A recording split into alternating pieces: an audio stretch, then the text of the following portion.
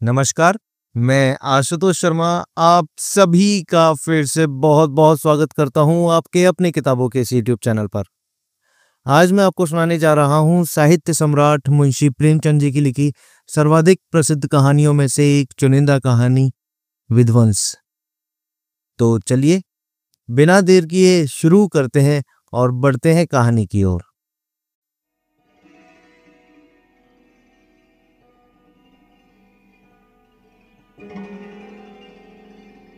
जिला बनारस में बीरा नाम का एक गांव है। वहां एक विधवा वृद्धा संतानहीन गौंडीन रहती थी जिसका भुनगी नाम था। उसके पास एक धुर भी जमीन ना थी और न रहने का घर ही था। उसके जीवन का सहारा केवल एक भाड़ था।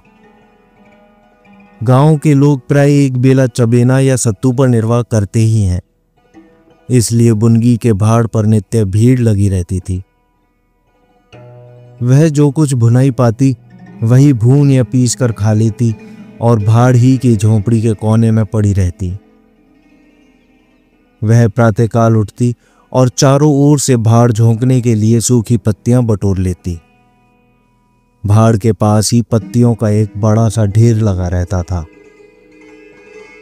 दोपहर के बाद उसका भाड़ जलता था, लेकिन जब एकादशी या पूर्णमासी के दिन प्रथानुसार भाड़ न चलता या गांव के जमींदार पंडित उदयभान पांडे के दाने भूनने पड़ते, उस दिन उसे भूखा ही सोना रहना पड़ता था।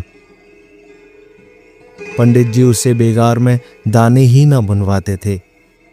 उसे उनके घर का पानी भी भरना पड़ता था और कभी कभी इस हेतु से भी भाड़ बंद रहता था। वह पंडित जी के गांव में रहती थी, इसलिए उन्हें उसे सभी प्रकार के बेगार लेने का पूरा अधिकार था। उसे अन्याय नहीं कहा जा सकता। अन्याय केवल इतना था कि बेगार सूख ही लेते थे। उनकी धारणा यह थी कि जब खाने को ही दिया गया तो बेगार कैसी। किसान को अधिकार है कि बैलों को दिन भर जोतने के बाद शाम को खूंटे से भूखा बांध दे। यदि वह ऐसा नहीं करता तो यह उसकी दयालुता नहीं है, केवल अपने हित चिंता है। पंडित जी को इसकी चिंता ना थी, क्योंकि एक तो भुनगी 2-1 दिन भूखी रहने से मर नहीं सकती थी, और यदि दैवयोग से मर भी जाती तो उसकी जगह दूसरा गौंड बड़ी आसानी से बसाया जा सकता था। पंडित जी की यही क्या कम कृपा थी कि वह भुनगी को अपने गांव में बसाए हुए थे। चैत का महीना था और संक्रांति का पर्व। आज के दिन नए अन्न का सत्तू खाया और दान दिया जाता है। घरों में आग नहीं जलती। भुनगी का भाड़ आज बड़े जोरों पर था। उसके सामने एक मेला सा लगा हुआ था। सांस लेने का भी अवकाश ना था। ग्राहकों की जल्दबाजी पर कभी कभी वह झुंझला पड़ती थी कि इतने में जमींदार साहब के यहाँ से 2 बड़े बड़े टोकरे अनाज से भरे हुए आ पहुंचे और हुक्म हुआ कि अभी भून दे। भुनगी दोनों टोकरे देखकर सहम उठी। अभी दोपहर था, पर सूर्यास्त के पहले इतना अनाज भूनना असंभव था। घड़ी 2 घड़ी और मिल जाते तो एक अठवारे के खाने भर का अनाज हाथ आता। दैव से इतना भी न देखा गया। इन यमदूतों को भेज दिया। अब पहर रात तक सैंतमैत में भाड़ में जलना पड़ेगा। एक नैराश्य भाव से दोनों टोकरे ले लिए। चपरासी ने डांट कर कहा, देर ना लगे, नहीं तो तुम जानोगी। भुनगी, यहीं बैठे रहो, जब भुन जाए तो लेकर चले जाना।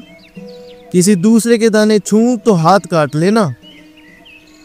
चपरासी, बैठने की हमें छुट्टी नहीं है, लेकिन तीसरे पहर तक दाना भुन जाना चाहिए। चपरासी तो यह ताकीद करके चलते बने और भुनगी अनाज भूनने लगी। लेकिन मन भर अनाज भूनना कोई हंसी तो थी नहीं। उस पर बीच बीच में भुनाई बंद करके भाड़ भी झोंकना पड़ता था। अतएव तीसरा पहर हो गया और आधा काम भी ना हुआ। उसे भय हुआ कि जमींदार के आदमी आते होंगे, आते ही गालियां देंगे, मारेंगे। उसने और वेग से हाथ चलाना शुरू किया। रास्ते की ओर ताकती और बालू नांद पर छोड़ती जाती थी, यहां तक कि बालू ठंडी हो गई, सेवड़े निकलने लगे। उसकी समझ में ना आता था क्या करे। ना भूनते बनता था, ना छोड़ते बनता था। सोचने लगी, कैसी विपत्ति है। पंडित जी कौन मेरी रोटियां चला देते हैं, कौन मेरे आंसू पहुंच देते हैं। अपना रक्त जलाती हूं तब कहीं दाना मिलता है, लेकिन जब देखो खोपड़ी पर सवार रहते हैं। इसलिए नहीं कि उनकी 4 अंगुल धरती से मेरा निस्तार हो रहा है। क्या इतनी सी जमीन का इतना मोल है? ऐसे कितने ही टुकड़े गांव में बेकाम पड़े हैं, कितनी बकरियां उजाड़ पड़ी हुई हैं। वहां से तो केसर नहीं उपजती, फिर मुझ पर क्यों यह आटो पहल धौंस रहती है? कोई बात हुई और ये धमकी मिली कि भाड़ खोद कर फेंक दूंगा, उजाड़ दूंगा। मेरे सिर पर कोई होता तो क्यों ये बौछारें सहनी पड़ती।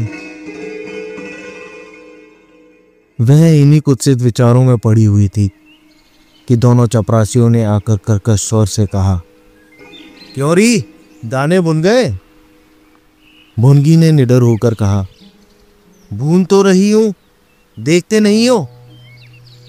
चपरासी, सारा दिन बीत गया और तुमसे इतना अनाज ना भूना गया? यह तो दाना भून रही है कि इसको चौपट कर रही है? यह तो बिल्कुल सेवड़े हैं, इनका सत्तू कैसे बनेगा? हमारा सत्यानाश कर दिया। देख तो आज महाराज तेरी क्या गति करते हैं। परिणाम यह हुआ कि उसी रात को भाड़ खोद डाला गया और अभागिनी विधवा निरावलंब हो गई। भुनगी को अब रोटियों का कोई सहारा न रहा। गांव वालों को भी भाड़ के विध्वंस हो जाने से बहुत कष्ट होने लगा। कितने ही घरों में दोपहर को दाना ही न मयस्सर होता। लोगों ने जाकर पंडित जी से कहा कि बुढ़िया को भाड़ जलाने की आज्ञा दे दीजिए, लेकिन पंडित जी ने कुछ ध्यान ना दिया। वह अपना रोब न घटा सकते थे। बुढ़िया से उसके कुछ शुभचिंतकों ने अनुरोध किया कि जाकर किसी दूसरे गांव में क्यों नहीं बस जाती, लेकिन उसका हृदय इस प्रस्ताव को स्वीकार न करता। इस गांव में उसने अपने अदिन के 50 वर्ष काटे थे। यहाँ के एक एक पेड़ पत्ते से उसे प्रेम हो गया था। जीवन के सुख दुख इसी गांव में भोगे थे। अब अंतिम समय वह कैसे इसे त्याग दे, यह कल्पना ही उसे संकट में जान पड़ती थी। दूसरे गांव के सुख से यहाँ का दुख भी प्यारा था। इस प्रकार एक पूरा महीना गुजर गया। प्रातःकाल था। पंडित उदयवान अपने 2-3 चपरासियों को लिए लगान वसूल करने जा रहे थे। कारिंदों पर उन्हें विश्वास न था। नजराने में, डांड बांध में, रसूम में वे किसी अन्य व्यक्ति को शरीक ना करते थे। बुढ़िया के भाड़ की ओर ताका तो बदन में आग सी लग गई। उसका पुनरुद्धार हो रहा था। बुढ़िया बड़े वेग से उस पर मिट्टी के लौंदे रख रही थी। कदाचित उसने कुछ रात रहते ही काम में हाथ लगा दिया था और सूर्योदय होते ही उसे समाप्त कर देना चाहती थी। उसे लेश मात्र भी शंका न थी कि मैं जमींदार के विरुद्ध कोई काम कर रही हूं। क्रोध इतना चिरजीवी हो सकता है, इसका समाधान भी उसके मन में ना था। एक प्रतिभाशाली पुरुष किसी दीन अबला से इतना कीना रख सकता है, उसे उसका भी ध्यान ना था। वह स्वभावतः मानव चरित्र को इससे कहीं ऊंचा समझती थी। लेकिन हाँ हतभागिनी, तूने धूप में ही बाल सफेद किए। सहसा उदयभान ने गरज कर कहा, किसके हुक्म से? भुनगी ने हकबका कर देखा तो सामने जमींदार महोदय खड़े हैं। उदयभान ने फिर पूछा, किसके हुक्म से बना रही है? भुनगी डरते हुए बोली, सब लोग कहने लगे बना लो तो बना रही हूं। उदयभान, मैं इसे अभी फिर खुदवा डालूंगा। यह कहकर उन्होंने भाड़ में एक ठोकर मारी। गीली मिट्टी सब कुछ लिए दिए बैठ गई। दूसरी ठोकर नांद पर चलाई, लेकिन बुढ़िया सामने आ गई और ठोकर उसकी कमर पर पड़ी। अब उसे क्रोध आ गया। कमर सहलाते हुए बोली, महाराज, तुम्हें आदमी का डर नहीं है तो भगवान का तो डर होना चाहिए। मुझे इस तरह उजाड़ कर क्या पाओगे? क्या इस 4 अंगुल धरती में सोना निकाल आएगा? मैं तुम्हारी ही भली की कहती हूँ, दीन की हाय मत लो, मेरा रोआ दुखी मत करो। उदयभान, अब तो यहाँ फिर भाड़ न बनाएगी? भुनगी, भाड़ न बनाऊंगी तो खाऊंगी क्या? उदयभान, तेरे पेट का हमने ठेका नहीं लिया है। भुनगी, टहल तो तुम्हारी करती हूँ, खाने कहाँ जाऊं? उदयभान, गांव में रहोगी तो टहल तो करनी पड़ेगी। भुनगी, टहल तो तभी करूंगी जब भाड़ बनाऊंगी, गांव में रहने के नाते टहल नहीं कर सकती। उदयभान, तो छोड़कर निकल जा। भुनगी, क्यों छोड़कर निकल जाऊं? 12 साल खेत जोतने से आसामी काश्तकार हो जाता है। मैं तो इस झोपड़े में बूढ़ी हो गई। मेरे सास ससुर और उनके बाप दादे सब इसी झोपड़े में रहे। अब इसे यमराज को छोड़कर और कोई मुझसे नहीं ले सकता। उदयभान, अच्छा तो अब कानून भी बखारने लगी? हाथ पैर पड़ती तो चाहे मैं रहने भी देता, लेकिन अब तुझे निकाल कर तभी दम लूंगा। चपरासियों से, अभी जाकर इसके पत्तों के ढेर में आग लगा दो, देखे कैसे भाड़ बनता है। एक क्षण में हाहाकार मच गया। ज्वाला शिखर आकाश से बातें करने लगी। उसकी लपटें किसी उन्मत्त की भांति इधर उधर दौड़ने लगीं। सारे गांव के लोग उस अग्नि पर्वत के चारों ओर जमा हो गए। भुनगी अपने भाड़ के पास उदासीन भाव से खड़ी यह लंका दहन देखती रही। अकस्मात वह वेग में आकर उसी अग्नि कुंड में कूद पड़ी। लोग चारों तरफ से दौड़े, लेकिन किसी की हिम्मत ना पड़ी कि आग के मुंह में जाए। क्षण मात्र में उसका सूखा हुआ शरीर अग्नि में समाविष्ट हो गया। उसी दम पवन भी वेग से चलने लगा। ऊर्ध्वगामी लपटें पूर्व दिशा की ओर दौड़ने लगीं। भाड़ के समीप ही किसानों की कई झोपड़ियां थीं। वह सब उन्मत्त ज्वालाओं का ग्रास बन गईं। इस भांति प्रोत्साहित होकर लपटें और आगे बढ़ीं। सामने पंडित उदयभान की बखार थी, उस पर झपटी। अब गांव में हलचल पड़ी। आग बुझाने की तैयारियां होने लगीं, लेकिन पानी के छींटों ने आग में तेल का काम किया। ज्वालाएं और भड़कीं और पंडित जी के विशाल भवन को दबोच बैठीं। देखते ही देखते वह भवन उस नौका की भांति जो उन्मत्त तरंगों के बीच झकोरे खा रही हो, अग्नि सागर में विलीन हो गया। और वह क्रंदन ध्वनि जो उसके भवनावशेष में प्रस्फुटित होने लगी, भुनगी के शोक में विलाप से भी अधिक करुणकारी थी।